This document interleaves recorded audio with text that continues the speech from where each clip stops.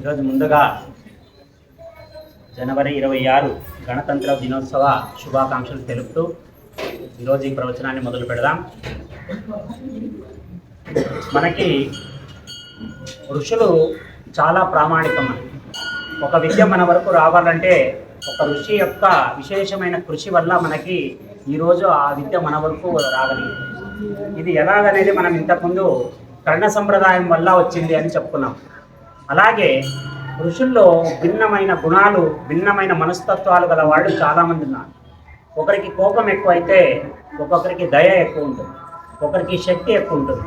ఇలాగా ఒక్కొక్క ఋషికి ఒక్కొక్క విశిష్టత ఉంటుంది. అటువంటి దాంట్లో చాలా ముఖ్యమైన వాడు విశ్వామిత్రుడు. విశ్వామిత్రుడు జన్మతః ఒక క్షత్రియుడు. ఆయన ఒక రాజ్యానికి రాజు. ఒకసారి ఏం చేస్తాడంటే ఆయన తన పర్యటనలో భాగంగా వశిష్ఠుడి ఆశ్రమానికి వస్తాడు. తన పరివారంతో వస్తాడు. అంటే అడవిలో వెళ్ళినప్పుడు అలాగే ఆయన్ని మాట్లాడించిపోదాం మర్యాదపూర్వకంగా అని వశిష్ఠుల ఆశ్రమానికి వచ్చి ఆశీర్వాదం తీసుకోవడానికి వస్తాడు.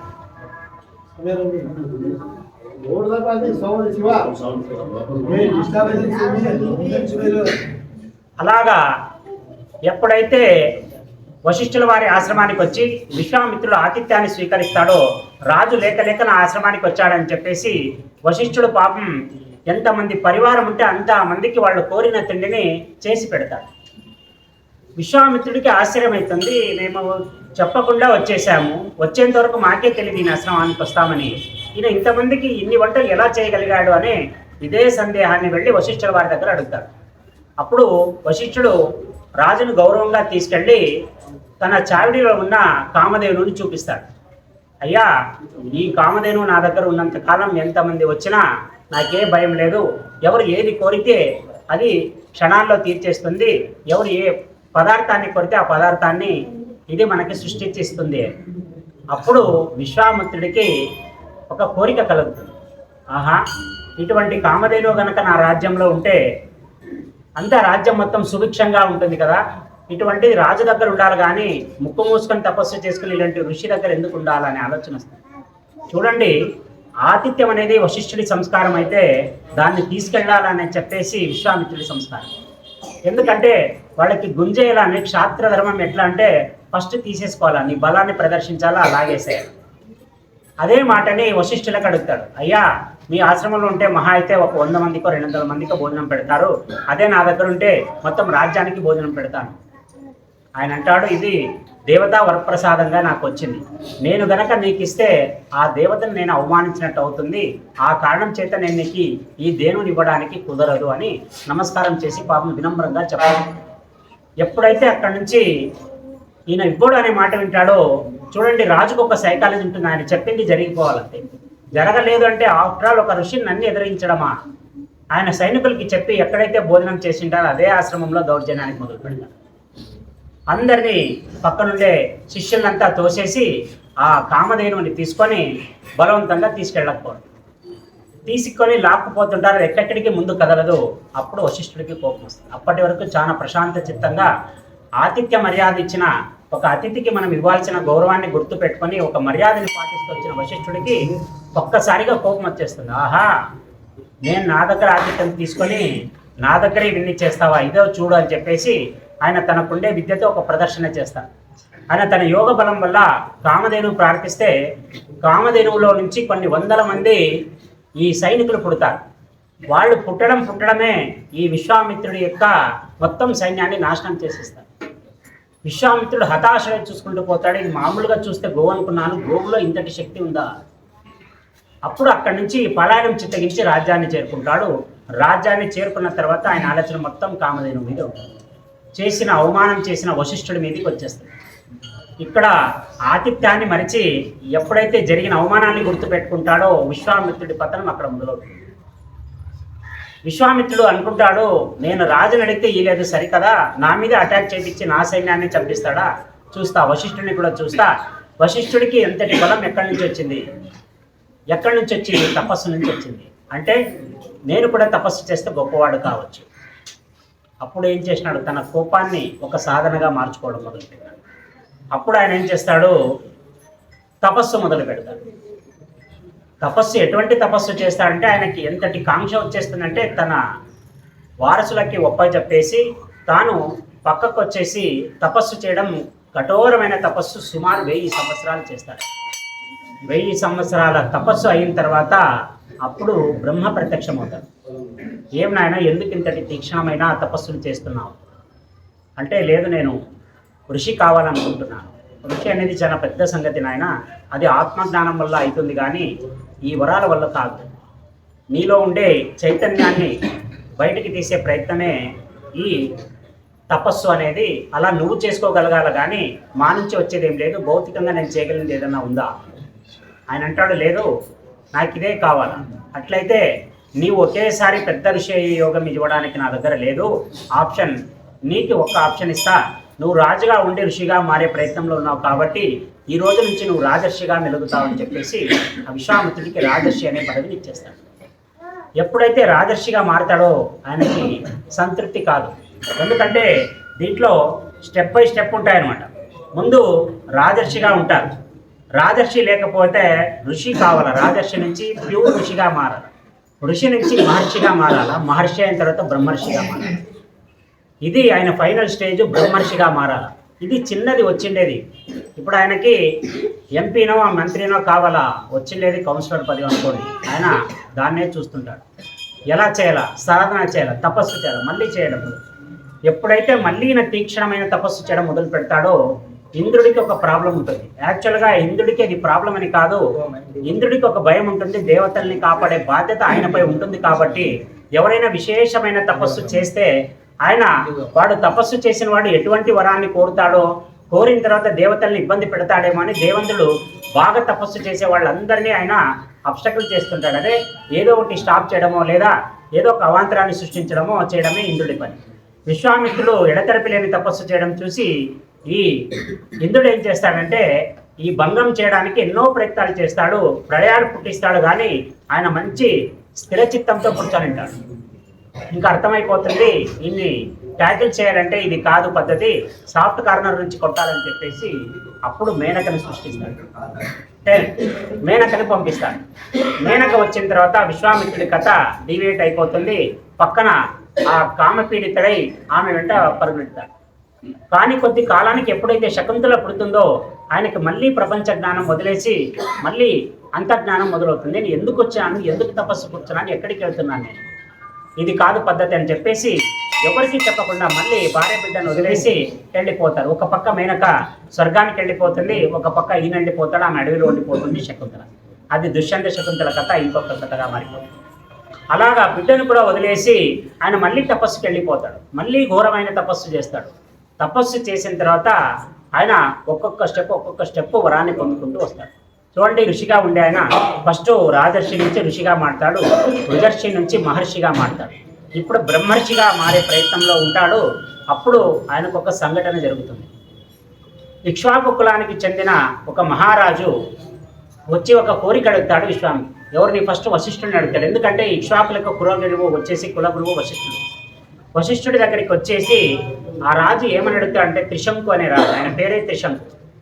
రాజు వచ్చి ఏమడుగుతాడంటే, అయ్యా స్వర్గానికి అందరూ పోతారు సూక్ష్మ రూపంతో, అది దేహాన్ని వదిలిపెట్టిన తర్వాత. నేను ఈ దేహంతోనే స్వర్గానికి వెళ్ళాలనుకుంటున్నాను, దానికి మీరు సహాయం చేయండి అని అడుగుతాడు. అప్పుడు వశిష్ఠుడికి అంతటి ఘోరమైన కోరిక వచ్చినా ఎవరైతే త్రిశంకు ఉంటాడో చూసి చీదరించుకుంటాడు. ఏమయ్యా, నువ్వు ఇంత జ్ఞానవంతుడివి, నువ్వు ఇక్ష్వాకు కులానికి చెందిన వాడివి, నీవు ఇటువంటి కోరిక కోరకూడదు. దేహం అనేది ఆత్మ యొక్క ఒక రూపం మాత్రమే, ఆత్మ శాశ్వతంగా ఉంటుంది. దేహం పడిపోవాలా లేచిపోవాలా, వాడి కర్మానుసారం నడుస్తుంది. ఇంత జ్ఞానం తెలిసి కూడా నువ్వు శరీరంతో స్వర్గానికి పోవాలని ఎలా అనుకుంటున్నావు? నువ్వు అది తెలియదు గురువు గారు, నాకు ఈ కోరిక పుట్టింది, నేను ఖచ్చితంగా వెళ్ళి తీరాల. ఆయన అంటాడు, సాధ్యం కాదు, ఇటువంటి నీచమైన కోరికల్ని నా దగ్గరికి తీసుకురావద్దని చెప్తాడు. సరే, వశిష్ఠుల మీద కోపంతో ఏం చేస్తాడు ఆయన, వశిష్ఠుల యొక్క 100 మంది కుమారులతో పోతాడు.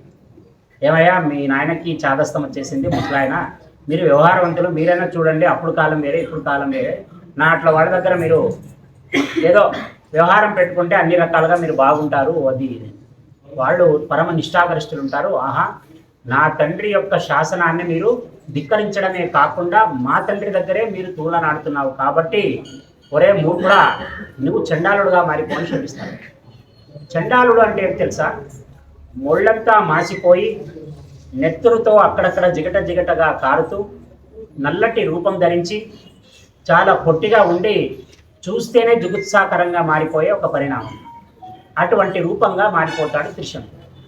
ఎప్పుడైతే త్రిశంకు ఇలా మారిపోతాడో ఆయనకి ఏం చేయాలో అర్థం కాదు. ఎలా ఉండేవాడిని ఎలా అయిపోయినాని అనుకుంటాడు. ఇప్పుడు దీంట్లో నుంచి బయట పడేసేవాడు ఎవడు? ఎందుకంటే వశిష్ఠుడికి ఎదురెళ్ళే మగాడు లేదు.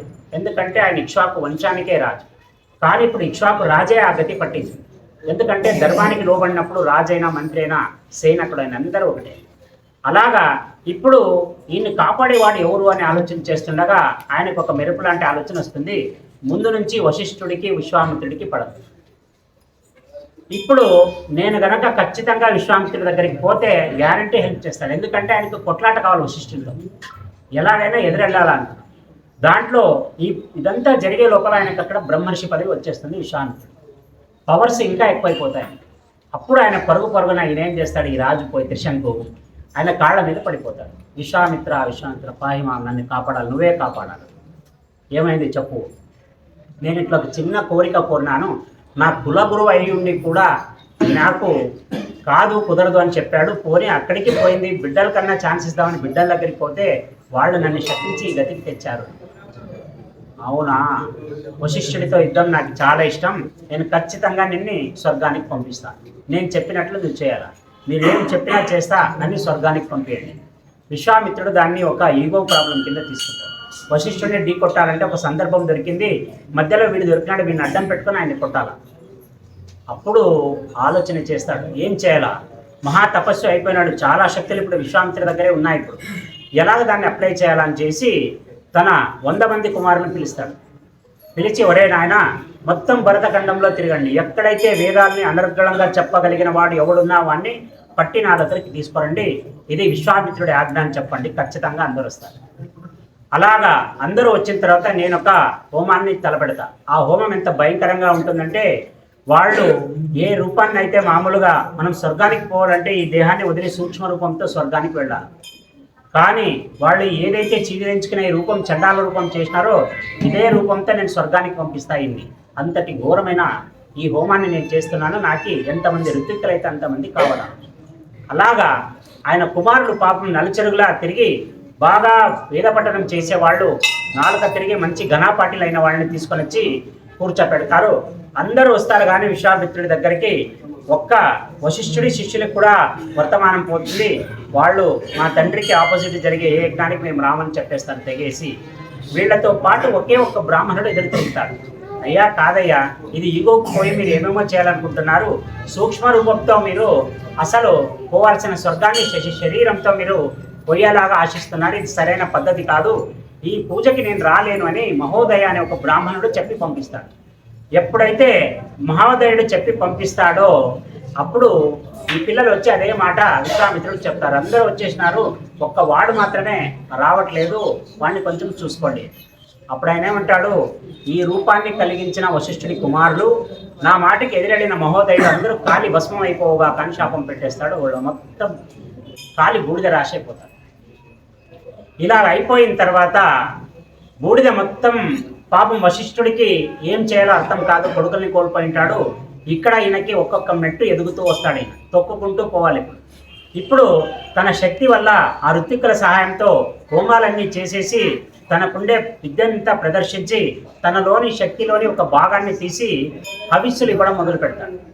అప్పుడు దేవతలు ఎవరైతే అగ్నిదేవత ఉంటాడో హవిస్సులు తీసుకుని పోయి ఏ దేవత హవిస్సు ఆ దేవతకి అందించేవాడు దేవతల సమూహంతో వస్తాడు. అయ్యా విశ్వామిత్ర, నువ్వు చేస్తున్న ఈ యాగం తప్పు. ఎందుకంటే ఈ తప్పు వల్ల ఏం జరుగుతుంది, ఎలిజిబిలిటీ లేని అంటే నువ్వు స్వర్గానికి పంపిస్తున్నావు. దాంట్లో ఒక చండాలుడు ఇచ్చిన హవిస్సుని దేవతలు స్వీకరించరు. అప్పుడు ఇంకా కోపం వచ్చేస్తుంది. అంటే వీళ్ళే కాదు, ఎవరు మాట్లాడడం లేదు, మొత్తం రీచేర్ చేయాలి, అంటే మొత్తం అంతా పల్టాయించి కొత్తది సృష్టించాలి. ఇప్పుడు అప్పుడు ఆలోచన చేసి మళ్ళీ తన తపశక్తిలో నుంచి కొంత భాగాన్ని తీస్తాడు బయట. అలా తీసేసి మళ్ళీ తీక్షణమైన తపస్సుతో ఎలా ఉన్నాడో అలాగే ఆకాశానికి లేపుతాడు త్రిశంకుని. ఏ దేవతల హవిస్సు గివెస్సు ఏం అవసరం లేదు. వాళ్ళు వద్దన్నప్పుడు మనం ఎందుకు వేయాలి వాళ్ళకి హవిస్సులు? నేను నేరుగా పంపిస్తాను, నువ్వు డైరెక్ట్ ఇంద్ర లోకానికి వెళ్ళిపో స్వర్గానికి. అలాగా చక్కగా తీసుకెళ్ళిపోదు. ఆయన ఆకాశంలో తేలుతూ త్రిశంకు పోయి కరెక్ట్ ఇంద్రసభ ఫుల్ కంప్లీట్ ఇలాగే ఉంటుంది. ఆ ఇంద్రసభలో ఎంటర్ అయ్యేటప్పుడు ఇద్దరు కాపర్లు చూస్తారు. అయ్యా అయ్యా, ఎవడో ఒకడు చండాలుడు మన వైపుకు దూసుకొని వస్తున్నాడు, వాడి దగ్గర ఏ వాహనం లేదు, ఒక శక్తితో వాడు దూసుకొని వచ్చేస్తున్నాడు. అప్పుడు అలా చూసి ఎవడరా వాడిని అక్కడే పట్టుకోండి అని పట్టుకుంటారు. ఇంద్రుడు వచ్చి చూస్తాడు, ఎవడు వీడు అని. నేను త్రిశంకుని విశ్వామిత్రుడు పంపించడానికి వాడెవడు, రావడానికి నువ్వెవడరా, ఒక పద్ధతి ఉంటుంది స్వర్గానికి రావడానికి, అంతా నీ ఇష్టానుసారమన పద అని అక్కడి నుంచి తోసేస్తాడు. తోసిన తర్వాత అక్కడ త్రిశంకు అక్కడి నుంచి కిందికి పడుతూ తల కిందికి కాళ్ళు పైకి చేస్తూ కింద భూమి మీదకి రావడం మొదలు పెడతాడు. ఇక భూమి మీద తల తగిలిందా పగిలిపోతుంది.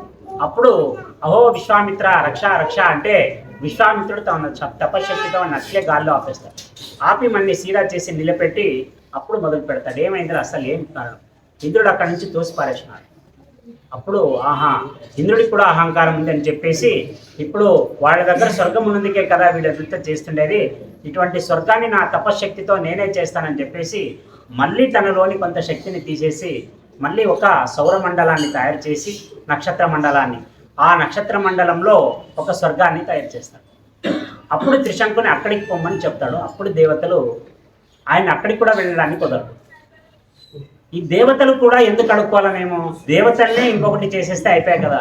ఇప్పుడు ఇంకా దేవతలంతా వస్తారు, ఇది చాలా ఓవర్ అయిపోయింది స్వామి, ఇంకా చాలు చేయను, దేవతల్ని మళ్ళీ నువ్వు సృష్టించలేవు, సృష్టించరాదు కూడా. నువ్వు ఒక పని చేయి, నువ్వు నీ త్రిశంకు స్వర్గానికి పోవాలనే కదా ఇంత తండ్రాడుతుండేది, ఒక్క పని చేయి, ఈ సౌర మండలానికి నక్షత్ర మండలానికి కావాలా, నీ నక్షత్ర మండలం సపరేట్ ఉంటుంది, దానికి సంబంధించిన సప్త ఋషులు అక్కడే ఉంటారు, వీడిని తీసుకొని పోయి అక్కడ పెట్టు. కాకపోతే వాడు ఊర్ధ్వంగా ఉండడానికి లేదు, ఆ స్వర్గంలో వాడు ఇట్లా నిలబడడానికి లేదు, తలకిందులుగా ఎన్ని సంవత్సరాలైనా స్వర్గంలో ఉంటాడు. అప్పటికి విశ్వామిత్రుడికి ఎలాగైతే మాట ఇచ్చేసాను వీళ్ళు స్వర్గానికి పంపించాలని చెప్పేసి దీన్ని అవతల సౌరమండలంలో ఆవలగల అక్కడికి పంపించేస్తాడు. అక్కడ ఈ రాజు ఎవరైతే పోయింటాడో త్రిశంకు, అక్కడ తలకాయ కింద వేసుకొని కాళ్ళు పైన చేసుకొని ఆ స్వర్గంలో ఉండిపోతాడు. ఈ కథ మనకి ఏం చెప్తుందంటే, ఒక మంచి మనిషికి, మంచి టాలెంట్ ఉండేవానికి కోపం గనక ఒకటి యాడ్ అయిపోతే వాడి పతనం అంచెలంచెలుగా ఎలాగైపోతుందంటే, చివరాఖరికి నక్షత్ర మండలానికి వెళ్ళిన ఆ ఇక్ష్వాకు వంశీకుడికి మొత్తం దారదత్తం చేసిన శక్తి తర్వాత ఆయన ఒక గడ్డి ముక్కను కూడా కాల్చలేని శక్తికి వచ్చేస్తాడు. ఎందుకంటే ఆయన శక్తిని అంతా ప్రెస్టేజ్ కోసం పోయి ఖర్చు చేసి చేసి చేసి చివరాఖరికి ఒక గడ్డిని కూడా ఆయన కాల్చలేని స్థితికి వచ్చేసిన తర్వాత అర్థమైపోతుంది, నా శక్తి మొత్తం ఖర్చు అయిపోయింది, ఇక నేను శక్తిహీనుడిని, ఇప్పుడు మళ్ళీ నేను శక్తి కూడా కట్టుకోవాలంటే ఏం చేయాలా, మళ్ళీ తపస్సు చేయాలా అని ఆయన పశ్చిమ దిక్కుకి తపస్సు కోసం వెళ్ళిపోతాడు. ఈ కథలోని నీతి ఏమంటే, ఒక మనిషికి అహంకారం అనేది కూడా ఎలా ఉండాలంటే అది ఆత్మాభిమానంగా ఉండాలి, కానీ దాన్ని దాటిపోకూడదు. ఇదే అవమానాన్ని చాణక్యుడు నవనందుల్ని నాశనం చేయడానికి, మగధ సామ్రాజ్య స్థాపనకి ఎలా వాడతాడంటే, కేవలం తన శిఖను పట్టుకొని ఒక సైనికుడు తోసిన ఒక్క సంఘటన మొత్తం ఒక సామ్రాజ్యాన్ని నాశనం చేసేస్తుంది. మన కోపాన్ని, ఒకరి పతనాన్ని వాడాలంటే, ఒక దుర్మార్గుడిని నాశనం చేయాలంటే అది ఎంతవరకన్నా వెళ్ళాలని చాణక్యుడి కథ చెప్తే, తన కోపం ఏ స్థాయి నుంచి బ్రహ్మర్షి విశ్వామిత్ర స్థాయి నుంచి చివరాఖరికి మళ్ళీ తపస్సు చేసుకున్న స్థాయికి తెచ్చిన విశ్వామిత్రుడిని పరిచయం చేస్తున్నారు. ఇందులో నీతి మనం గ్రహించవలసింది ఏమంటే, మనము మన యొక్క కోపాన్ని చాలా అదుపులో ఉంచుకోవాలా. ఎందుకంటే ఈ కోపం అనేది చాలా విచిత్రమైనది, నీలో పుట్టి అవతలి వాడికి ఆయుధమై మళ్ళీ నిన్నే చంపేస్తుంది. ఈ మాటని ఇంకొకసారి వినండి, కోపం అనేది నీలో పుడుతుంది, అవతలి వాడికి ఆయుధం అవుతుంది, అదే ఆయుధంతో నిన్ను చంపేస్తుంది. అంటే నీకు తెలియకుండా నిన్ను చంపాల్సిన ఆయుధం.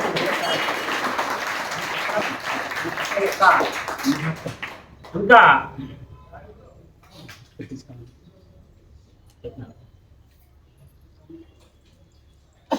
ఇంకా ఈరోజు మనకి గణతంత్ర దినోత్సవం ఉంది కాబట్టి ఒక 2 విషయాలు స్వాతంత్రం గురించి కూడా మాట్లాడుకోవడం ఉచితం. మనకి స్వాతంత్రం అనే లోపల మన మైండ్ సెట్ ఎలా ఉందంటే, గాంధీ, నెహ్రూ వీళ్ళు తప్ప ఇంకా ఎవరూ చేయలేదు పోరాటం, వాళ్ళిద్దరే చేసినారు. ఈ మైండ్ సెట్లో నుంచి కొంచెం బయటికి రావడానికి ప్రయత్నం చేశాం. సుభాష్ చంద్రబోస్ అనే పేరు బ్రిటిషర్ల గుండెల్లో రైళ్లను పరిగెత్తించింది ఒక కాలం.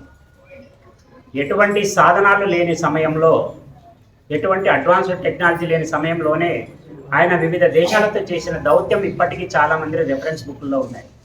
అంతటి మేధావి సుభాష్ చంద్రబోస్. ఆయన ఇండియన్ నేషనల్ ఆర్మీ ఐఎన్ఏ అని ఒక ఆర్మీని స్థాపన చేస్తాడు. ఎందుకోసం అంటే ఇక్కడ అడుక్కుంటే స్వాతంత్రం దొరకదు, పోరాటం చేస్తే దొరుకుతుంది. అడుక్కునేది ఎన్ని రోజులు అడుక్కుంటాం, అయ్యా నాకు స్వతంత్రం అయ్యా.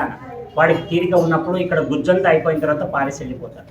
అది కాదు కదా, నా భూమిని నేను కాపాడుకోవాలి. నా ఇంటి మీద ఇంకొకటి వచ్చి మాట్లాడుతున్నాడంటే నేను నిలబడాలి ముందు, వాడు వీడు ఎందుకు వచ్చి నిలబడతాడు. అది ఆయన గుణం. ఇలాగా ఆయన దౌత్యపరమైన సంబంధాలు పెంచుకోవడానికి బ్రిటిషర్లకి ఎదురెళ్ళి వాళ్ళకి తప్పించుకొని, అంత పెద్ద నెట్వర్క్ కలిగిన బ్రిటిష్ అధికారుల్ని తప్పించుకుంటూ ఆయన మారు వేషాలతోనో ఎలాగో వివిధ రాజ్యాలకు వెళ్ళి ఆయన అందరి నమ్మకాన్ని కూడగట్టుకోవడం మొదలు పెడతారు. జపాన్ చాలా ఫస్ట్గా ఆయనకి హెల్ప్ చేసిన దేశం అప్పట్లో జపాన్. ఒక ఆర్మీని, ఆజాద్ హింద్ ఫౌజ్ అనే ఒక మిలిటరీని తయారు చేయడానికి జపాన్ చాలా కష్టపడుతుంది. జపాన్ చాలా సహాయం చేస్తుంది ఆ కాలం. ఇలాగా ఆయన అందరినీ కూడబెట్టుకొని చివర అక్కడికి జర్మన్ దగ్గరికి వెళ్తాడు. అప్పుడు జర్మన్ ఎవరు, నియంత హిట్లర్ పాలిస్తున్నాడు. హిట్లర్ గురించి మనకు తెలిసిందే, ఆదా కోప్లా, మైండ్ బాగుంటాడు, లేదంటే లేపేస్తాడు. ప్రకాష్ రాజ్ ఉన్నట్టు. ఈయన దగ్గరికి వెళ్ళాలంటే చాలా జాగ్రత్తగా వెళ్ళాలి. అక్కడ 2 సందర్భాలు జరుగుతాయి సుభాష్ చంద్రబోస్. ఆయన ఫస్ట్ వెళ్ళి ఒక అపాయింట్మెంట్ స్లిప్ ఇస్తారు అక్కడ పిఎల్కి, మామూలుగా ప్రోటోకాల్ ప్రకారం. ఆయన చూసుకుని ఈయన కలవాలనుకుంటే టైం చెప్తాడు, ఇన్ని నిమిషాలు అయిన తర్వాత కలుస్తాడు. లేదు అంటే హీఈస్ బిజీ, ఇంకొక అపాయింట్మెంట్ డేట్ రాసిస్తారు, ఆ డేట్కి రండి. ఈయన వెళ్ళి ఒక స్లిప్ ఇస్తాడు. ఆయన స్లిప్ ఇచ్చిన తర్వాత కొద్దిసేపటికి ఆయన అసిస్టెంట్ వచ్చి ఒక 2 మినిట్స్లో మా సార్ మిమ్మల్ని కలుస్తారని చెప్తారు. సరే అని చెప్పేసి ఏం చేస్తారు, ఆయన వెయిట్ చేస్తాడు. ఇంత లోపల హిట్లర్ వచ్చేస్తాడు. హిట్లర్ వచ్చిన తర్వాత ఈయన షేక్ హ్యాండ్ చేస్తాడు. ఈయన లేచి నిలబడగానే హిట్లర్ 2 అడుగులు ముందేసి వచ్చి, yes very glad to meet you Subhash అంటాడు. అన్న తర్వాత ఆయన పక్కకు కొంచెం జరిగిన తర్వాత, సార్ మిమ్మల్ని చూసేశాను, నాకు ఒరిజినల్ హిట్లర్ కావాలంటాడు. ఒక్కసారిగా చాటున ఉండే హిట్లర్కి ఒళ్ళు కంపరం ఎక్కిపోతుంది. ఒరే హిట్లర్ రాగా 7 మందిని మెయింటైన్ చేసేవాడు. ఎందుకంటే ఆయనకి అన్ని థ్రెడ్స్ ఉండేవి, ఎప్పుడు ఎవడు చంపుతాడో తెలియదు. 7 మంది తన లాంటి వాళ్ళనే తన చుట్టే పెట్టుకునేవాడు. ఎప్పుడు ఎవరిని పంపిస్తాడో తెలియదు, వాడు చెప్తే ముందుకెళ్ళిపోవాలి. వచ్చిన తర్వాత షేక్ హ్యాండ్తోనే వీడు నేను కాదని ఒరిజినల్ ఎట్లా కనిపెట్టినాడు అని అప్పుడు ఒరిజినల్ ఆయన బయటకు వస్తాడు. సార్ ఇప్పుడు నిజంగా మిమ్మల్ని చూసేకి నాకు చాలా సంతోషంగా ఉంది, ఇలాంటి తెలివైన వాడిని చూస్తున్నందుకు. కానీ నాకు ఒక్క విషయం చెప్పండి, మీరు ఎలా కనిపెట్టారు అని అంటాడు. సార్ నేను నీ చోటుకు వచ్చినా, నువ్వు నా చోటుకి రాలేదు. నేను నీ చోటుకి వచ్చినప్పుడు ముందుగా నేను 2 అడుగుల ముందేసి మీకు షేక్ హ్యాండ్ ఇవ్వాలి. నువ్వు ఎక్కడుండేవాడు అక్కడే ఉండాలి, అది నీ స్థలం అది. కానీ ఇక్కడ రివర్స్, నన్ను చూసి ఆయన 3 అడుగులు ముందుకేసి ముందుకు వచ్చి షేక్ హ్యాండ్ ఇచ్చాడు. అంటే ఇది ఖచ్చితంగా నాయకుడి లక్షణం అయితే కాదు, వీడు నాయకుడు కాదని అప్పుడే తేలిపోయింది. నాకు తెలిసి ఈయన ఇక్కడ ఉన్నాడంటే ఖచ్చితంగా మీరు ఇంతలోనే ఎక్కడ ఉన్నారని కూడా నాకు తెలిసిపోయింది. అందుకే ఈయన కాదు అన్న తర్వాత మీరు వచ్చినారు. ఇప్పుడు అంటాడు, ఇప్పుడైనా నేను ఒరిజినల్ అంటే మీరు పక్కా ఒరిజినల్ అంటాడు. మీరు ఒరిజినల్ అండి నాకు తెలుసు, ఎందుకంటే మీ కళ్ళలో ఆ ఇంటెన్సిటీ తెలుస్తుంది. నాకు చెప్పిన తర్వాత చెప్పండి మీకు కావాల్సిన సహాయం ఏంటి. ఇలా మీకు తెలుసు భారతదేశం పోరాడుతుంది బ్రిటిషర్స్తో. కొన్ని వందల సంవత్సరాల దాస్య శృంఖలాల్ని తెంపేసుకునే ప్రయత్నంలో మేము గట్టిగా పోరాడుతున్నాం. వీళ్ళు దౌత్యపరంగా ఏమేమో చేస్తున్నారు కానీ ఇవేవి కుదరవు. బ్రిటిష్ వాళ్ళు మమ్మల్ని ఎలాగైతే కబ్జా చేసి మమ్మల్ని నాశనం చేశారో అదే పనిగా ఒక ఆయుధాన్ని పట్టి అడుగుతాం, ఒరే నా ఇల్లు నాకిడిసేకి మీకేంరా బాధ అని ఇప్పుడు సాయుధ పోరాటాన్ని మొదలుపెట్టినా మీలాంటి మహానుభావులు ఉంటే తప్ప నేను ముందుకెళ్ళలేదు. అప్పుడు ఆయన అంటాడు, ఖచ్చితంగా చేస్తా. ఎందుకంటే నిన్ను చూస్తుంటే భారతదేశంలో ఉండే ఒక భారతీయుడి వర్చస్సు ఎలా ఉంటుందో, వాడు స్వాతంత్రం కోసం ఎంత పొరపాట్లు పడుతున్నావు అంటే ఎన్ని పొడవాట్లు పడుతున్నాడో తెలుస్తుంది. నీకు ఖచ్చితంగా సహాయం చేస్తా, నీకు ఏ రకమైన సహాయం కావాలా. ఆయన అంటాడు, నా దగ్గర ఆల్రెడీ ఒక మిలిటరీ ఉంది, దానికి అదనంగా కొన్ని ఆయుధాలు కావాలా, దాంతోపాటు దాన్ని ఆపరేట్ చేసే కొందరు వ్యక్తులు కూడా నీ మిలిటరీ నుంచి నా దగ్గర పనిచేయాలి. ఎస్ డన్, నువ్వేం అడుగుతావు చెప్పు, ఒక స్లిప్ రెడీ చేసి ఇచ్చేసాయి, నీకు అన్ని గ్రాంట్ చేస్తున్నా, నీకు తిరుగులేదు. నన్ను కలుసుకునే అపాయింట్మెంట్లలో నేను ఒక 5 మందికి ఎక్కడున్నా కలిసే అపాయింట్మెంట్ ఆర్డర్ కాపీ ఇచ్చినాను, అందులో నీకు ఒకటి ఇస్తాను, నువ్వు ఎప్పుడైనా కలవచ్చు చెప్తాడు. మీరు చాలా థ్యాంక్స్ అండి రిసీవ్ చేసుకున్నందుకు, సహాయం చేస్తున్నందుకు కూడా నాకు చాలా థ్యాంక్స్. ఇక్కడి వరకు సెట్ అయిపోతుంది. నేను ఇంకా అయిపోయింది సైన్ అనే లోపల హిట్లర్ జెంటిల్మెన్ ఒక్క నిమిషం అంటాడు. అప్పుడు ఆయన తిరిగి చేసి చెప్పండి అంటాడు, నేను ఈ సాయం మీకు చేయాలంటే మీరు ఒక సాయం నాకు చేయాలంటాడు. చెప్పండి, నా వల్ల చేయగలిగింది అయితే ఖచ్చితంగా చేస్తాను. అప్పుడు ఆయన అంటాడు, ఇది మీరు ఖచ్చితంగా గెలుస్తారు, మీరు గెలిచేలాగా ఆయుధాలు నేను ఇస్తాను, నా సైన్యాన్ని కూడా పంపిస్తా, భారతదేశాన్ని స్వతంత్ర భారతంగా మారుస్తా. ఆ స్వతంత్ర భారతం అయిన తర్వాత నువ్వు వచ్చి నా ఆర్మీలో చేరాలన్నాడు. ఎందుకంటే నీలాంటివన్నీ పోగొట్టుకోవడానికి నేను పిచ్చోడిని కాదు, నువ్వు ఇక్కడ వరకు దేశం కొరిచి ఎక్కడెక్కడో తిరిగి నా దగ్గరికి వచ్చి నా దగ్గరే నిలబడి మాట్లాడినావు అంటే నువ్వు సన్న వ్యవహారం కాదు ఇది.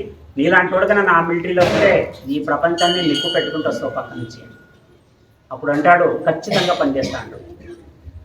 అప్పుడు మళ్ళీ హిట్లర్ అంటాడు, కాదయ్యా, ఇంత కష్టపడి స్వాతంత్రం ఇచ్చినావు, నీకు అక్కడ ఏదో మంచి పదవి వస్తుంది, ఎక్కువ తక్కువ అయితే రాజ్యమే నీది అయిపోతుంది, ఎందుకంటే సాయుధంతో పోరాడినావు కాబట్టి. సాయుధ నాయకుడిగా మిగిలిపోతాడు. అప్పుడు దేశం మొత్తం నీ కాళ్ళ కింద ఉన్నప్పుడు నా దగ్గర దాస్యం చేస్తానంటావు కదా, ఒక్కసారి ఆలోచన చేయంటాడు. అప్పుడు అంటాడు, సార్, నేను నా దేశాన్ని దాని భోగభాగ్యాన్ని అనుభవించడానికి స్వాతంత్రాన్ని కోరడం లేదు, నా పేద ప్రజల కష్టాలు తీర్చడానికి స్వాతంత్రం కోరాలనుకుంటున్నాను. వాళ్ళ కష్టం తీరిపోతే నీ దగ్గర జీవితాంతం ఊడిగం చేయడానికి నేను రెడీగా ఉన్నాను. ఇక్కడ వాడి కష్టాలు అదైనా కాదు, వాడు బాగుండాలా, నా పెళ్ళం బాగుండాలా, నా పిల్లలు బాగుండాలా, ఇంకా వాళ్ళ పిల్లలు బాగుండాలా కాదు, నా దేశం బాగుండాలా, దానికోసం నా జీవితాంతం నీ దగ్గర ఊడిగం చేస్తా, దానికి ఈ సుభాష్ చంద్రబోస్ ఎప్పటికీ రెడీ ఉన్నాను.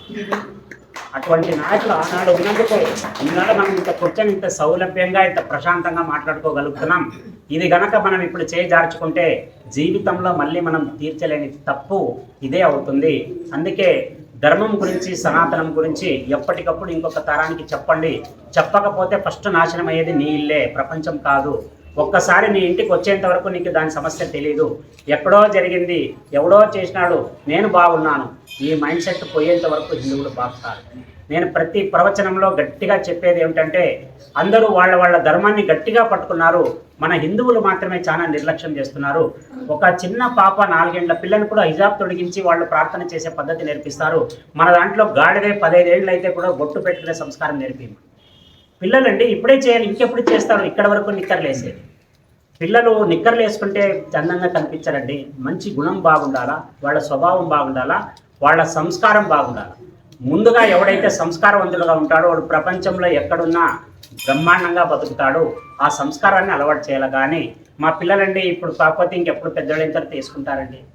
వేయడానికి కూడా ఒక పద్ధతి ఉంది, మనం నేర్పే దాంట్లోనే మన పిల్లల సంస్కారం ఉంది. పెద్దోళ్ళు అయిన తర్వాత కూడా అదే నిక్కర వేసుకోకపోతే ఎందుకు తప్పు మమ్మీ, చిన్నగా ఉన్నప్పుడు వేసినావు కదా ఇప్పుడు ఎందుకు వద్దంటున్నావు అంటే అప్పుడు మీకు ఏం సమాధానం చెప్తారు? ముందే చెప్పేసేయండి. ఎందుకంటే ఈ ధర్మం సనాతనమైనది. మనం ఒకరికి గొప్పగా ఎగ్జాంపుల్గా ఉండే బతకాలి, కానీ ఒకరితో చెప్పించుకున్న బతుకు ఎప్పుడు మనం బతకూడదు. దాంట్లో నా ధర్మంలో, సనాతనంలో అస్సలు అలాంటి బతకూడదు. అందుకే మీరు కూడా కొంచెం జాగ్రత్త వహించి మీ కుటుంబాల్లో ఎలా చేయాలా, ఎలా ధర్మాన్ని నిలబెట్టాలా.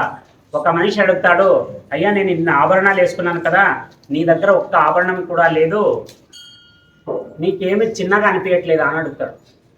అప్పుడు ఆ కుర్రాడు చెప్పే జవాబు చూడండి, ఎంత పొగరగా చెప్తాడంటే, నీ దగ్గర ఏమేమి ఉన్నాయంటాడు. నా దగ్గర చైన్ ఉంది, ఇది 6 తులాలు ఉంది, 3 తులాలది ఇది ఉంది, ఒక పులిగోర వేసుకున్నాను, చేతికి బ్రాస్లెట్ ఉంది, ఉంగరాలు ఉన్నాయి, నీ దగ్గర ఏముంది అంటాడు. వాడు అంటాడు, నీ దగ్గర అన్నీ ఉండేది ఒకటే, నా దగ్గర ఒకే ఒక ఆభరణం ఉంది, నా తిలకం ఉంది అంటాడు.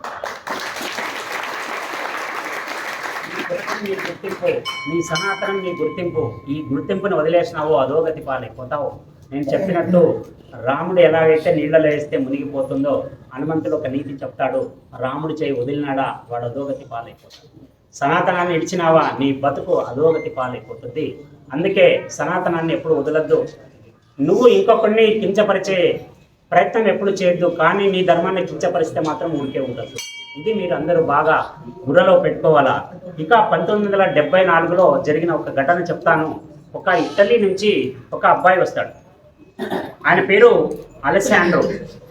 చూడండి, ఆయన చాలా చిన్న వయసులో 22 ఏళ్ల వయసులో పర్యటనలో భాగంగా భారతదేశానికి వస్తాడు. ఆయనకు పుట్టినప్పటి నుంచి భగవంతుడి మీద చాలా అపారమైన నమ్మకం ఉంటుంది. ఆయన రావడమే వారణాసికి వస్తాడు. వారణాసికి వచ్చిన తర్వాత ఆయన 3 రోజుల పర్యటన కాశీలో ఉంటుంది. కాశీలో అంతా తిరుగుతాడు. ఒక దగ్గర పోయి ఒక శ్మశానం దగ్గర కూర్చొనేస్తాడు. అక్కడ కూర్చున్న తర్వాత ఆయనకి తన దేహంలో, తన మనసులో జరుగుతున్న మనోవేదనలన్నీ కాలిపోయినట్లు అనిపిస్తుంది. ఆ కట్టెల రూపంలో తన మనసులోని ఏమైతే అజ్ఞానం ఉందో అది కాలిపోతున్నట్టు ఆయనకి ఫీలింగ్ కలిగి ఆయన కాశీలో ఎప్పటి వరకు ఉన్నాడంటే ఇంక అప్పటి నుంచి ఆయన దేశానికి తిరిగి వెళ్ళనే లేదు. ఆయన్ని అక్కడి వాళ్ళు బాబా శివదాస్ అనే నామంతో పిలిచేవాళ్ళు. రీసెంట్గా మే 2020లో ఆయన ఇక్కడే తుదిశ్వాస ఇచ్చారు. ఇటాలియన్గా వచ్చి జస్ట్ పర్యటనకి వచ్చిన వ్యక్తి ఈ సనాతన ధర్మాన్ని, ఇక్కడ దేవుళ్ళని, ఇక్కడ పద్ధతుల్ని, ఇక్కడ జ్ఞానాన్ని చూసి ఆయనకి మనసు నిండిపోయి ఇంకెప్పుడు ఆయన దేశానికి వెళ్ళే ప్రయత్నం చేయాల. ఆయన తల్లిదండ్రులతో మాట్లాడే అవకాశం కూడా ఆయన ఎప్పుడు తీసుకోవాలి. అంతటి సనాతన ధర్మం నా ధర్మం, ఈ ధర్మాన్ని కాపాడుకునే ధర్మం మనపై ఉంది. ఇక మనకి కర్మ భాగం అనేది చాలా ముఖ్యమైనది. నేను ఎప్పుడు చెప్తుంటా, ఏది వదిలినా భగవంతుడు కూడా ఒక్కసారికి పాపం అంటాడేమో, కర్మ ఎప్పటికీ అనదు. ఎందుకంటే కర్మ భగవంతుడిని కూడా వదలదు. దాని కథలు నేను ఇంతకు ముందు చాలా చెప్పాను. ఎలా పనిచేస్తుంది అని ఒక ఆయన అడుగుతాడు. మీరు ఖచ్చితంగా కర్మ పనిచేస్తుంది, కర్మ పనిచేస్తుంది అంటారు కదా, ఎలా పనిచేస్తుంది? ఆయన మీకు అర్థమయ్యేలాగా ఎలా చెప్తారంటే, ఒక సంతలో 1000 ఆవులు ఒక పక్క, వాటి దూడలనంతా తీసుకొని పోయి ఇంకో పక్క 1000 దగ్గర కట్టేసిన, అంటే ఇంకొక 1000 దూడలు. వీటి రెండింటిని వదిలేసినావు అనుకో, నువ్వు ఖచ్చితంగా ఛాలెంజ్ చేసి తప్ప ఏ దూడ వాళ్ళ అవ్వ దగ్గరే, వాళ్ళ అమ్మ ఎక్కడ ఉంటుందో అక్కడికే పోయి చనువు పాలు పడుతుంది, కరెక్టే చనువులను పడుతుంది. అలాగా ఒక ఆవు కాదు, మొత్తం 1000 ఆవులు వాళ్ళ తల్లుల్ని ఎత్తుక్కుంటూ వచ్చి ఎలాగైతే తమ చెనుపాలు తాగడానికి మూతి పడతాయో, నీ కర్మ కూడా అంతే ఖచ్చితంగా పనిచేస్తుంది. నువ్వు ఏ మూలకి దాక్కున్నా నేను విడిచిపెట్టాను. నువ్వేమనుకుంటావు, నన్ను ఎవరు చూడట్లేదు లేదు, 32 మంది చూస్తున్నారు. ఇప్పుడు కూడా నన్ను 32 మంది చూస్తున్నారు, మీరు కాకుండా. ఎందుకంటే శాస్త్రంలో పంచభూతాలు, ఏకాదశ రుద్రులు, ఇలా మొత్తం కలిపితే 32 మంది ఎప్పుడు సాక్షిభూతంగా ప్రతి కార్యానికి ఉంటారు. నువ్వు రూమ్లో పోయి లాక్ చేసుకుని అక్కడ 32 మంది చూస్తూనే ఉంటారు. అందుకే ఆత్మకి భయపడండి, పరమాత్మకి భయపడండి. మీ యొక్క నడవడిక జాగ్రత్తగా చేసుకోండి. ఈ దీక్షా సమయం మనకి చాలా బంగారమైన సమయం ఉన్నట్టు. ఇప్పుడే మీకు 4 విషయాలు మాకు చెప్పడానికి, మీరు వినడానికి కుదురుతారు. మీరు మామూలు టైంలో మీరు వింటారన్నా నాకు చెప్పడానికి నాకు ఉండదు. ఒకవేళ నేను చెప్తానన్నా మీరు కూర్చోండి. అందుకే ఈ సమయాన్ని సద్వినియోగపరచుకోండి. వీలైనంత వరకు ప్రశాంతంగా ఉండే ప్రయత్నం చేయండి. ఇంకా ఒక అపనమ్మకం ఒక చాప్టర్ని ఎట్లా క్లోజ్ చేస్తుందని ఒక ఉదాహరణ చెప్పి ముగిస్తాం. ఈరోజు మహాభారత సంగ్రామం జరుగుతుంది, భీకరమైన సంగ్రామం మొదలైంది. అంతా ఆ పక్క ఈ పక్క రెడీ చేసేసినారు. లాస్ట్గా కృష్ణుడు ఒక మాట అంటాడు, ఇంత పెద్ద సైన్యం నష్టమయ్యేది ఎందుకు, ఒక మాట నేను పోయి అడిగి వస్తా, అంటే కానీ ఇంత పెద్ద ఇది మిగిలిపోతుంది కదా. సరే, ఇప్పుడు సంధి చేయాలంటే ఎవరికైనా సంతోషం, ఎందుకంటే ఎవరు భార్య పిల్లలతో వాళ్ళు బాగుంటారు. చనిపోతే ఏ సైనికుడు ఎక్కడ ఏమైపోతాడో తెలియదు. అలాగా కృష్ణుడిని పంపిస్తాడు. కృష్ణుడి అజెండానే వేరే. యాక్చువల్గా అడగడం ఇంకొకసారి అడుగుతానని ఆయన అనుకుంటాడు. యాక్చువల్గా భూభారం తగ్గాలని అనుకున్నదే శ్రీకృష్ణుడు. భూమాత రోజు రాత్రి ఏడుస్తుంటుంది భారాన్ని మోయలేక. అప్పుడు ఆయన చెప్తాడు, మొత్తం తీసేస్తాను, ప్రశాంతంగా ఉంటాడు. ఇప్పుడు యుద్ధ రచన ఆయనదే ఆలోచన, ఇప్పుడు ప్రయత్నం చేస్తానని చెప్పి కూడా ఆయనే పోతున్నాడు. సరే, అదొక మాయ. అలా అయిపోయిన తర్వాత ఏం చేస్తాడు, పాండవులు ఆయన్ని పాపం సాధారణంగా పంపిస్తారు. పోయి ఏదో ఒక మంచి మాటతో రండి బావా, వాళ్ళు కూడా అన్నదమ్ములే కదా, మాకి కొట్టుకోవడానికి మాకేం ఇష్టం లేదు. మేము అడిగింది కూడా 5 రాజ్యాలని కాదు, కేవలం 5 ఊళ్ళు అడుగుతున్నాం. ఒక్కొక్కరికి ఒక్కొక్క ఊరు చొప్పున మాకు కావాలి కదా, మాకు కూడా వాటా ఉంది అంటే, సరే అదే మాట అడిగొస్తానని పోతాడు. పోయిన తర్వాత కృష్ణుడు ఏం చేస్తాడు, అక్కడ దుర్యోధనుడు, అశ్వత్థామ, కర్ణుడు ముగ్గురు కూర్చొనింటాడు. ఈయన ఏం చేస్తాడంటే అందరితో చెప్తాడు, చూడండి ఆలోచించండి ఇంకొకసారి, మొత్తం సైన్యం రెడీ నిలబడిపోయింది. మీరు అంటే పొద్దున శంఖానాదంతో మొదలైపోతుంది మహాక్షత్ర సంఘం. అందుకే కొంచెం చూసుకొని వద్దు అనేలాగా ఉంటే అందరూ మిగిలిపోతారు, ఇంత ద్రవ్యం మిగిలిపోతుంది, డబ్బు మిగులుతుంది, ప్రాణాలు మిగులుతాయి. వాళ్ళు అంటారు, ఏం బావా భయపడిపోయినారా వాళ్ళు అంటారు. లేదు నేనుగా వచ్చినాను, వాళ్ళు చెప్పలేదు నాకు. సరే, మేమైతే క్లియర్గా ఉన్నాం, మేము వార్ చేస్తాం. 5 మంది పోతే ఆ ఆస్తి కూడా మాకే వచ్చేస్తుంది కదా. సరే అనుకుంటాడు. వెళ్ళిపోతూ ఉన్నప్పుడు అశ్వత్థామని పిలుస్తాడు. అశ్వత్థామ ఒక్క క్షణం అంటాడు. లేచి ఆయన వస్తాడు, శ్రీకృష్ణ పరమాత్మ నమస్కారం చేస్తాడు. కొంచెం పక్కకు రా, వీళ్ళ గుడారంలో కూర్చొని ఉంటారు. గుడారంలో నుంచి బయటికి తీసుకెళ్తారు. అలా భుజం మీద చేసి తీసుకెళ్ళి తాను ఇలా అనుకొని తన ఉంగరాన్ని కింద పారేస్తాడు కృష్ణుడు. అంత మహానుభావుడి ఉంగరం కింద పడిందని అశ్వత్థాముడు కరెక్ట్గా ఉంగరాన్ని తీసి కృష్ణుడికి ఇస్తాడు. ఇప్పుడు అంటాడు, తొడిగేవయ్యా అంటాడు. తొడిగిచ్చేస్తాడు. మంచిది, ఏదో చెప్పాలనుకొని వచ్చినానయ్యా, ఏం లేదు, సరే మళ్ళీ కలుద్దాంలే, కలుస్తూనే ఉంటాం కదా అని చెప్పేసి మళ్ళీ తీసుకొని వచ్చి అదే డైరెక్ట్ నెక్స్ట్ పెట్టి ఆయన వెళ్ళిపోతాడు. వెళ్ళిపోయిన తర్వాత ముసలం మొదలవుతుంది ఇక్కడ. ఇప్పుడు నిప్పు రాయించి వెళ్ళిపోయినాడు. దుర్యోధనుడు కర్ణుడు మాట్లాడతారు, ఇక్కడ ఉంటే ఇక్కడే మాట్లాడాడు కదా, అక్కడికి తీసుకుపోయి ఏం చెప్తుంటాడు. దీన్ని మిత్రభేదం అంటారు పంచతంత్ర కథల్లో. మిత్రుడి వల్ల లాభం పొందేదాన్ని మిత్రలాభం అంటారు. మిత్రుడిని శత్రువుని కొట్టాలంటే వాడి మిత్రులతో శత్రుత్వం పెట్టేయాలి. ఇది ఒక రకమైన స్ట్రాటజీ. సరే, ఏం చేస్తారు, అశ్వత్థామకి ఆ రోజు సర్వ సైన్యాధ్యక్ష పదవి ఇవ్వాలనే డిస్కషన్ జరుగుతుంది. ఎందుకంటే అశ్వత్థామకు ఒక వరం ఉంది శివుడి దగ్గర నుంచి, వాడు ఏ యుద్ధం చేసినా ఓడిపోడు.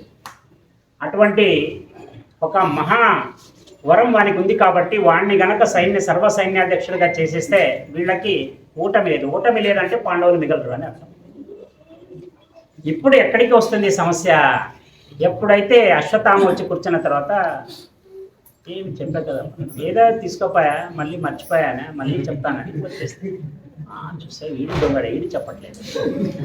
ఏమో మొత్తానికి ముస్లిం జరిగింది, లోపల ఏదో చేసినారు. లేదంటే కాళ్ళు మొక్కే పని ఏముంది తినికి, ఉంగరం పడింది చూడలేవాడు. కృష్ణుడి కాళ్ళు పడినారంటే నువ్వు చెప్పింది చేస్తాను అన్నట్లే కదా లెక్క. అప్పుడు ఈ కురుక్షేత్ర సంగమం స్టార్ట్ అయిపోతుంది. ఒక్కొక్కరుగా పడిపోతూ చివరాఖరికి అశ్వత్థామం దుర్యోధనుడు తొడలు చీలి నెత్తులు ధారగా కారుతుంది. అప్పుడు వచ్చి దుర్యోధనుని తలని తన ఒంట్లోకి వేసుకొని అశ్వత్థామ చెప్తారు, ఎంత మూర్ఖుడివే నువ్వు, నాకు ఒక వరం ఉందని తెలుసు, నేను ఏ యుద్ధం చేసినా ఓడిపోనని తెలిసి కూడా సర్వ సైన్యాధ్యక్షుడుగా నన్ను లాస్ట్ మూమెంట్లో నిలబెట్టేసి వేరే వాళ్ళకి ఇచ్చేస్తే నువ్వు నన్ను పెట్టింటే ఇప్పుడు పాండవులు ఒక్కరు ఉంటుండలేదు కదా. అప్పుడు అంటాడు, నువ్వేం తక్కువ చేసినావేమయ్యా, నువ్వు కూడా మోసం చేసినావు కదా, సరిగ్గా యుద్ధం చేయలేదు, నేనెందుకు యుద్ధం చేయలేదు అంటే, మళ్ళీ కృష్ణుడితో నువ్వు ఆ రోజు అదే కదా ఒప్పందం కుదుర్చుకునింది. అప్పుడు ఎంత మూర్ఖుడయ్యా నువ్వు నిజంగా. ఆ రోజు జరిగింది ఏమంటే, నన్ను ఆ గుడారంలో నుంచి బయటికి తీసుకెళ్ళాడు, తన ఉంగరం కింద పడిపోతే తీసి ఇవ్వడానికి పోతే నువ్వే పెట్టే అన్నాడు, పెట్టి నమస్కారం చేశాను, ఇంతే నేను చేసింది. అబ్బా కృష్ణ కొట్టావు దెబ్బ. అందుకే ఒక్కొక్కసారి మనం చూసింది నిజం కాదు, మనం అనుభవించాలా, మనం దాన్ని సెన్స్ చేయాలా. మనం చూసి ఇది డిక్లేర్ చేసి చాలా తప్పులు చేస్తుంటాం. అటువంటి తప్పు మనం చేయకూడదని ఈ కథ మనం అయిపోయింది. ఒక జోక్ చెప్పేస్తున్నా, వార్నింగ్ వస్తుంది మనకి. ఇప్పుడు ఒక ఫారినర్, ఒక సైంటిస్టు ఒక చూస్తుంటాడు, పక్కన చాలా సీనియర్ మోస్ట్ ఉంటాడు, ఫ్లైట్ అంటాడు, ఏం బాబు నా దేశం మీది అంటాడు. సార్ ఆయన ఫ్రమ్ ఇండియా అంటాడు. ఆటగా అంతా చూస్తున్నాం అనమాట. అంతే సార్, కొత్త వచ్చినారు కదా ఎట్లా ఉంటుందని చూస్తున్నాను. చూసి అది అలవాటే నేను రోజు తిరుగుతుంటాను కాబట్టి ఆయన కనబడాలి చెప్తుంటాడు. ఈయన పాపం ఫ్లైట్ని చూస్తూ ఉంటాడు. మెల్లిగా సైంటిస్ట్ మాటలు, నీకు చూస్తే చాలా తెలివైన వాళ్ళ ఉన్నావు, చాలా యాక్టివ్గా ఉన్నాడు, నాకు ప్రయాణం మొత్తం ఖాళీగా కూర్చోవాలంటే బేజారు వస్తుంది, నేను నువ్వు సరదాగా ఒక పందెం చేస్తాను. ఆ పందెం ఇద్దరు నాకే చూస్తున్నాను. ఏమయ్యా అడుగు, నేను సైంటిస్ట్ అయింది లేదన్ను, నాకు జ్ఞానం ఎక్కువ నీ నుంచి, అంటే నీకంటే కూడా. అందుకే ఒక కండిషన్ పెడతాను, నేను ఓడిపోతే నువ్వు అడిగిన ప్రశ్నకి నేను $5,000 ఇస్తాను. నువ్వు ఓడిపోతే నాకు $500 ఇచ్చాను. బాగుంది కదా, కూర్చొని పక్కనే అప్పుడు ఆలోచన చేసి సరే ఆలోచన ఆయన సరే నేను ఎట్లాగో వేదాలు నేను అడిగిన ప్రశ్నకు సమాధానం చెప్పలేదు కాబట్టి నువ్వు అడుగుతాడు. అప్పుడు అడుగుతాడు, మంచి ఛాన్స్ దొరికిందని ఒక జీవి పేరు చెప్తాను. అది కొండ ప్రాంతాలు లేదా ఎత్తైన ప్రాంతాలు ఎక్కేటప్పుడు 3 కాళ్ళతో ఎక్కుతుంది, ఇంటికి దిగేటప్పుడు 4 కాళ్ళతో. సైంటిస్ట్ కూడా వాడు ఏమేమో రెఫర్ చేసుకుంటాడు, ఏమి చేసినా ఆలోచన చేస్తాడు. అప్పుడు ఆయన అంటాడు, నేను ఓడిపోతున్నా, నా $20 తీసేసుకోవాలి. బాగా ఒకటి $10 ఇస్తాను, మనకు అనుమానం ఎక్కువ. Sir thank you sir. ఇప్పుడు నేను అడుగుతాను, నువ్వు $500 నాకు వసూలు అవుతుంది. ఇప్పుడు నువ్వు అడిగిన ప్రశ్న నేను కొండ మీదకి ఆడకపోతుంది, నేను తప్ప నాకు $500